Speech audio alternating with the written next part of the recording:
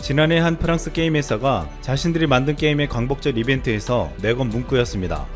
이 게임은 프랑스 게임 회사 유비소프트가 출시해 국내에서 사랑받아온 FPS 게임 레인보우 6였습니다. 레인보우 6 게임의 707 특임대는 대한민국 육군 특수전사령부 소속으로 실제 존재하는 특수부대입니다.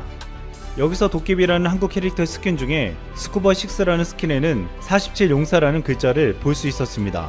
47용사는 천안함 폭침 사건에서 순직한 47명의 용사를 의미한다고 했습니다. 유비소프트는 오래전부터 한국을 챙기는 것으로 유명했는데 그동안 이 게임 회사에서 한 것을 보면 놀라지 않을 수가 없었습니다. 1986년 프랑스에 설립된 유비소프트는 레인보우 6, 페르시아의 왕자 등을 만들며 유럽 최대 규모의 게임 회사가 되었습니다. 이후 전 세계의 21개 국가에 지사를 두며 30개가 넘는 개발 스튜디오가 있고 현재 50여 개국에서 게임을 배급하고 있습니다. 대부분의 게임을 개발하는 캐나다에 있는 유비소프트 몬트리올은 세계적으로 가장 큰 게임 개발 스튜디오 중 하나로 3,000여 명의 직원이 근무하고 있습니다. 이 같은 거대 게임 회사 유비소프트가 전 세계 유저들이 참여하는 레인보우 6 이벤트에 과감하게 광복절 미션을 부여했고, 또한 유비소프트는 게임에서 독도를 한국당으로 표기하고 동해를 시 오브 코리아라고 표기했습니다. 이에 대해서 일본의 유저들에게 많은 비난을 받았지만 유비소프트는 끝까지 수정하지 않았습니다. 그동안 여타 다른 게임 회사들은 아시아 게임 시장에서 일본이 한국보다 판매량이 더 높기 때문에 대부분 일본 유저들의 비율을 맞추어 주었습니다. 한국, 중국, 일본 3개국 사이에서 유비소프트의 게임 판매율은 한국이 꼴찌였습니다. 하지만 유비소프트는 일본보다 오히려 한국을 더 신경 써주며 철저한 고증으로 올바른 역사를 게임 속에 담아냈습니다. 또한 유비소프트는 한국 시장에 크게 신경을 쓰며 최신 게임뿐만 아니라 오래된 게임들도 공식 한글화를 해주고 있습니다. 한국 유비소프트를 다녀온 한 스트리머가 유비소프트 한국 지사 관계자에게 많이 팔리지도 않는데 왜 한국어화를 해주는 거냐고 묻자 게이머들이 게임을 플레이해야 하니까요 라고 말하면서 국내 게이머들에게 큰 호응을 얻어냈습니다. 또한 유비소프트의 핵심 타이틀 중 하나인 레인보우 6 시즈에 한국인 오퍼레이터를 출시하고 한국 맵을 출시해 주었는데, 한국 맵 타워의 경우 맵 내부의 방마다 하이탈 등 여러 한국적인 요소를 가진 소품들이 배치되어 있었으며 아주 세심한 부분까지 신경을 쓴 흔적들이 보였습니다. 한국 역사를 소개하는 박물관에는 한국전쟁 당시의 사진이 전시되어 있고 기타 한국의 자랑거리와 역사 등이 전시되어 있었습니다. 또한 한국 연대기의 맨 끝부분에 탄핵이란 단어가 적혀 있었고 타워 밑부분을 바라보면 일어나라 대한민국이 적힌 현수막도 볼 수 있었습니다. 또한 안내 음성 역시 실제 한국인 성우를 섭외해서 상당히 자연스럽게 들려주었습니다. 특히 레인보우 6 시즈 한국맵 타워 안에는 대한민국 지도에 독도가 표시되어 있었습니다. 톰 클랜시의 디비전이란 게임에서 러시아 영사관에 나온 세계지도에서는 대부분의 외국에서는 시 오브 재팬이라고 표기하는 동해를 이스트 시도 아니고 심지어 시 오브 코리아라고 표기하였습니다. 심지어 언어 설정 관계없이 전부 이렇게 나왔습니다. 이렇게 유비소프트는 친한 기업으로 인식되며 한국의 유저들은 유비소프트의 유비를 삼국지 유비를 빗대어 불렀는데, 유비가 황숙이라 불렸기에 유황숙, 황숙소프트 혹은 갓황숙이라는 명칭을 사용했습니다. 또한 유비소프트는 레인보우 6 시즈의 첫 시네마틱 단편영화 망치한 메스에서 한국인 캐릭터 도깨비를 주연 캐릭터로 등장시켜 호평을 받기도 했습니다. 외국 시네마틱 게임 단편영화에서 첫 번째 에피소드부터 한국인 캐릭터가 주연을 맡은 경우는 드물었기에 이 또한 주목받았습니다. 이런 행보 덕분에 유비소프트가 만든 어쌔신 크리드 시리즈, 레인보우 6 시리즈는 탄탄한 국내 팬들의 지지를 받고 있으며 유비소프트는 국내에서 해외 게임 업체 중에 가장 좋은 인식을 가지게 되었습니다. 유비소프트가 한국에 대해서 우호적이 된 이유는 그들이 추구하는 역사관 때문이었습니다. 유비소프트는 균형 잡힌 정치관과 올바른 역사관을 추구해왔습니다. 이 때문에 역사 장르의 게임이나 FPS 게임에서 주로 일어나는 서양 중심적이고 제국주의적 세계관을 배격하고 게임이라는 이유로 생명을 경시하는 묘사를 넣는 등의 행위를 철저하게 금지했습니다. 또한 흑인의 게임을 주인공으로 만들고 이집트 배경의 어쌔신 크리드 오리진을 수백억을 들여 개발했습니다. 그들은 다문화적이고 탈제국주의적인 모습을 보여준 것입니다. 특히 유비소프트는 제국주의와 역사 왜곡을 배격하면서 한국사와 한국 문화를 배려해주는 모습을 보여주었습니다. 유비소프트는 지난 평창올림픽 때도 한국의 편이 되어주었습니다. 유비소프트는 지난 2018년 평창올림픽 때 라이센스를 가진 일본의 게임사가 개발을 포기하자 공식 라이센스를 가져와 스팀 올림픽 에디션을 만들었습니다. 애초 라이센스를 가진 일본의 세가는 마리오와 소닉 올림픽 시리즈를 2008년 베이징 올림픽 이후 꾸준히 내놓았습니다. 이 때문에 2018년 평창 올림픽 출시에 대한 기대가 커진 상황이었습니다. 하지만 일본 세가는 자국에서 열리는 2020년 도쿄 하계올림픽에 집중하겠다는 이유로 마리오와 소닉 평창 동계올림픽은 제작하지 않았습니다. 이후 올림픽의 독점 권한을 가지고 있던 세가에게서 유비소프트가 평창 올림픽의 라이센스를 가지고 온 것입니다. 세가는 도쿄올림픽 라이센스를 2016년 10월에 일찌감치 획득하고 올림픽은 모든 사람들의 관심을 끌기 때문에 라이센스를 원했다고 밝혔습니다.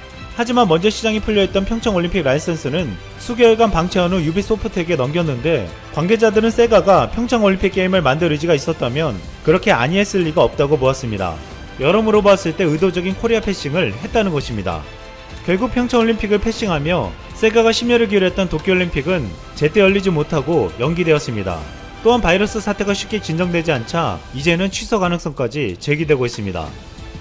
최근까지 일본은 강제징용을 인정하지 않고 독도를 자신들의 땅이라고 우기고 있습니다.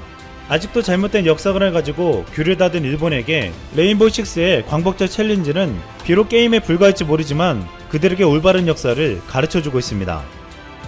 프렘프씨 영상을 다 보시면 오늘도 재밌는 세계 소식을 정리해 푸쉬뉴스에 올려두었으니 많은 시청 부탁드립니다.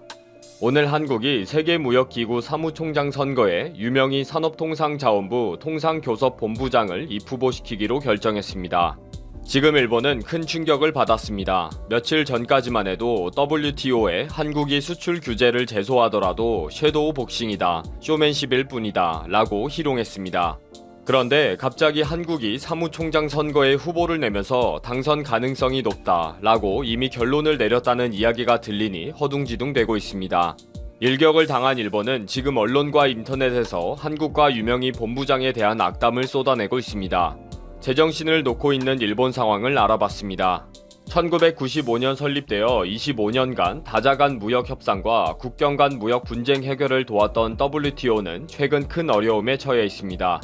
지난 5월 호베르토 아제베도 WTO 사무총장이 갑자기 사임을 하면서 미국과 중국과의 갈등이 노출되었습니다. 미국은 7명의 상소위원회 임명에 반대하면서 최소 3명의 인원도 못 채우고 지난해 12월부로 단 1명만이 임기를 가지고 있게 되면서 무력화되어 버렸습니다. 이러한 상황에서 치르게 되는 WTO 사무총장 선거는 예측이 어렵습니다. 내달 8일 후보 등록 마감 후 2개월 동안 164개국 회원국을 대상으로 선호도를 조사하는 방식으로 매 라운드별로 후보자를 탈락시킵니다. 그렇게 남은 최종 후보자를 만장일치로 추대하는 방식입니다. 임기는 4년이며 1회 연임이 가능합니다. 현재 멕시코의 헤수스 세아데 외교부 북미 외교차관, 나이지리아의 오콘조 이웰라 세계 백신 면역 연합 이사장, 이집트의 하미드 맘두 변호사, 몰도바의 투도르 울리아노브스키 전 대사 등 4명이 출사표를 던진 상태입니다. 여기에 유명희 본부장의 출마로 여성 후보는 현재까지 오콘조 이웰라와 함께 2명이 됩니다. 아프리카 후보를 중심으로 한 개발도상국과 유럽연합 등 선진국 진영이 WTO 사무총장 자리를 놓고 외교전이 치열할 것으로 예상되는데 한국이 양 진영을 아우르는 중립적 입장에서 당선 가능성을 높일 수가 있습니다. WTO에서 막강한 영향력이 있는 미국이 후보를 내지 않았기 때문에 어떤 입장을 취하느냐도 중요한 변수입니다. 이렇게 유 본부장의 당선 가능성이 충분히 높은 상황에서 일본은 WTO를 공깃돌처럼 여유있게 좌지우지하던 분위기가 급변할 수도 있게 된 것입니다. 그동안 일본은 WTO를 필요하면 한국을 괴롭히는 도구로 사용했습니다. 최근에도 일본은 한국의 조선업의 구조 조정을 저지하려는 의도로 WTO에 한국을 제소했습니다. 일본의 조선업은 이미 폭망한 상황에서 최첨단 LNG선 등의 건조에는 산업상의 피해가 전혀 없는데도 불구하고 질투와 시기로 발목을 잡아보려는 것입니다. 이렇게 WTO를 가지고 놀던 일본이 충격을 받았고 해외 언론들도 주목을 했습니다. 한국 유본부장의 출마는 즉각 해외 언론의 속보로 한국 무역장관의 직책을 맡은 최초의 여성이며 당선될 경우에는 최초의 여성 WTO 사무총장이 될 것이다 라고 보도했습니다. 야후재팬의 유 본부장이 당선될 경우 일본의 수출 규제에 대한 한국의 반론을 국제사회에 어필하기 쉬울 수도 있다. 한국은 자유무역주의의 혜택을 누려서 성장한 선진국이라는 사실이 많은 회원국의 지지를 받을 것이다 라는 내용이 보도되기 시작했습니다. 일본 지지통신과 언론의 속보에 대해 이것은 무조건 저지해야 한다. 한일 간 무역 분쟁에서 터무니없는 판결이 나올 수 있다. WTO를 맘대로 해서 반도체 재료를 수입하려고 하는구나. 미안하지만 우리는 우방에게만 준다. 한국은 유네스코와 WTO에서 로비를 계속할 것이다. 일본은 발목이 잡히는 일이 없도록 강력하게 대처해라. 이 사람이 당선되면 WTO에서 탈퇴하면 된다. 만약에 당선이 되도록 그냥 두면 아베 내각은 완전히 끝장난다. 돈으로 당선되어 WTO 사무총장이 한국에 강제로 수출하라고 할 계획이다. 빨리 일본도 출마해야 한다. 당선을 저지시켜야 한다. 라고 흥분하고 있습니다. 일본 SNS상에서는 이번 출마에 대해 끊임없이 트윗이 올라오고 있습니다. 대부분 당선 저지와 WTO 탈퇴를 아베 정부에게 주문하고 있습니다. 며칠 전까지만 해도 한국의 수출 규제 WTO 제소에 대해 적반하장격의 반응을 보여주던 아베 정부였습니다. 지난주 한국이 일본을 수출 규제에 대해 WTO 제소 절차 조치를 하면서 패널에 설치 요청서를 발송했다는 사실이 알려졌습니다. 일단 이달 29일에 열리는 분쟁 해결 기구에서 일본의 수출 규제 조치가 주요 의제로 다루어질 예정입니다.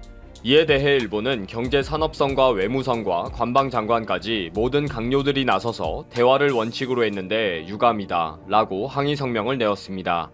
말로 하자고 항의를 하는데 그동안 일본이 제대로 된 말을 하지 않은 몰상식은 인정하지 않는 것입니다.